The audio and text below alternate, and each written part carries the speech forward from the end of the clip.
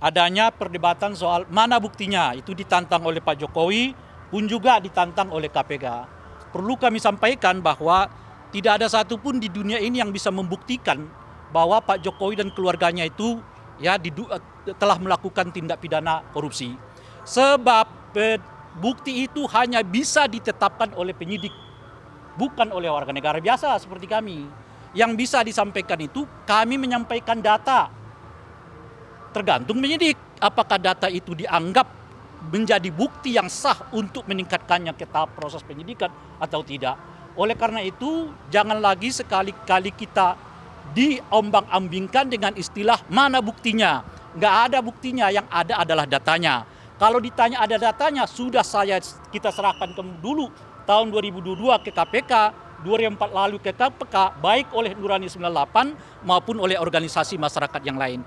Tinggal penyidik di KPK sekarang, berani nggak untuk menetapkan data-data yang diserahkan itu sebagai bukti awal dugaan terjadinya pelanggaran pidana terkait dengan suap, korupsi, dan sebagainya yang menyangkut keluarga Pak Jokowi gitu. Sehingga dengan begitu terang benderang sekarang, jangan orang lagi diombang-ambingkan dengan dalih mana bukti. Nggak ada bukti, yang ada data. Dan data itu telah kami serahkan, tinggal penyidik sekarang yang memiliki kewenangan untuk menentukan apakah data itu cukup untuk dinyatakan menindaklanjuti dalam proses hukum. Itu yang terakhir dari kami. Terima kasih. Dan terima kasih juga kami sampaikan kepada seluruh kawan-kawan media yang berkenan menghadiri ini. Ini semacam tantangan kepada KPK. Kalau kepada orang-orang yang berhubungan dengan lawan kekuasaan keras akan dikejar ke Antartika, tapi kalau kelihatan berhubungan dengan kawan sendiri cukup antar kita. Jangan sampai itu yang terjadi. Terima kasih. Assalamualaikum warahmatullahi wabarakatuh. Ya, data yang sudah disampaikan KPK baik 2 tahun lalu, setahun lalu dan tambahan hari ini, kita juga mesti melihat bahwa secara empirik wajah Republik ini sedang muram, carut marut demokrasinya, dan salah satu mantan presidennya masuk dalam daftar presiden yang terkorup di dunia. Tentu kita malu ya. Indonesia menjadi perbincangan dunia, dan disinilah KPK menjadi institusi yang dipertaruhkan. Apakah KPK akan berpihak pada kepentingan untuk memperbaiki keadaan Republik, atau justru KPK menjadi instrumen yang membuat wajah Republik makin buruk? Saya kira itu. Terima kasih. Kalau ada pertanyaan silakan. Kalau data yang dimaksud yang tadi disampaikan itu apa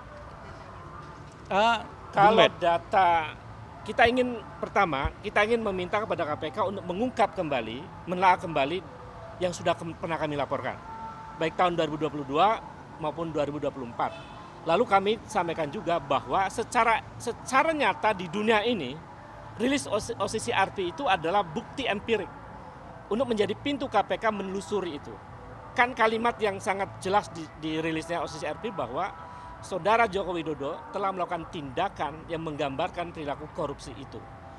Melalui apa? Melalui proses-proses yang kemudian memudahkan anaknya untuk mempengaruhi peradilan di MK dan lain-lain. Itu sebetulnya pintu yang bisa menjadi instrumen KPK untuk bisa masuk membongkar yang bersangkutan. 2002 berkaitan dengan joint venture. Kata siapa? Nggak ada itu. Namanya tetap ada. Kalau kita lihat sekarang, ada 4 cara mereka untuk meredam isu ini. Pertama dengan menyebut OCCRP itu tidak kredibel. Kenyataannya sebaliknya kan.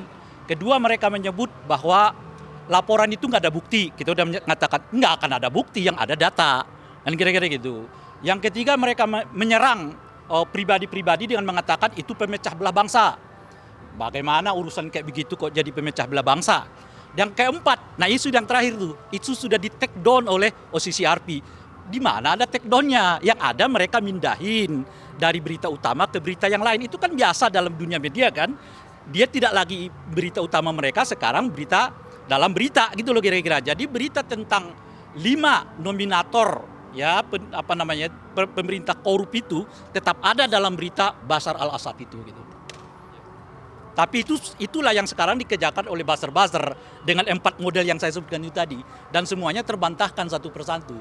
Nah sekarang mereka beralih ke soal bukti. Nggak ada bukti, yang ada data. Kalau terkait dengan data sudah dilaporkan. Data apa saja? Soal penambahan harta kekayaan yang signifikan. Ya kan? Dari keluarga Pak Jokowi.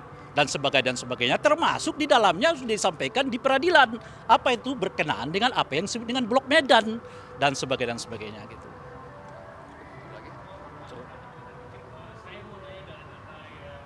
Kan yang PT SM itu ya antara suap gratifikasi Kaisang dan Gibran. Apalagikah datanya? Apakah data ini menjadi dua alat bukti yang cukup untuk penetapan Pak Jokowi sebagai tersangka? Itu otoritas KPK ya untuk menentukan segera menjadi tersangka atau tidak. Jadi nggak mungkin kami kemudian memutuskan sebagai tersangka kan. Karena itu sebetulnya kalau KPK serius tinggal memanggil di antara orang-orang yang sudah pernah saya sampaikan itu. Kalau KPK mengatakan tidak ada pejabat negara, ada semuanya. Joko Widodo adalah pejabat negara, anaknya pejabat negara, menantunya pejabat negara, direktur perusahaan swasta yang kemudian juga menjadi pejabat negara.